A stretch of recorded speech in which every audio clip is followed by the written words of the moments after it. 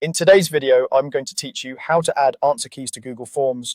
If you're building a quiz, adding an answer key lets Forms grade responses for you and give learners clear feedback. We'll start from a fresh form and walk through the exact places to click so everything is set up correctly the first time. First, open Google Forms in your browser and create a new blank form.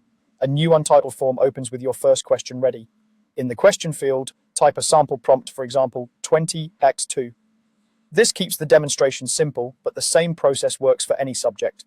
On the right side of the question, open the question type drop-down and switch it to multiple choice. That format is easiest to auto-grade.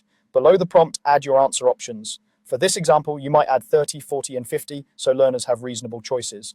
Before we mark the correct choice, go to the top of the page and open Settings. In the quiz section, turn on Make this a quiz. This converts your form into a gradable quiz. While you're here, enable the option to show correct answers to respondents after they submit. That setting controls whether students can see which choices were right along with their results. Choose what matches your assessment policy. Return to the Questions tab to set the key. Beneath your multiple choice options, click Answer Key. The question switches into key mode. Click the choice that is correct. In our example, that's 40. You can also set points here, and if you like, add answer feedback for correct and incorrect responses to guide learners.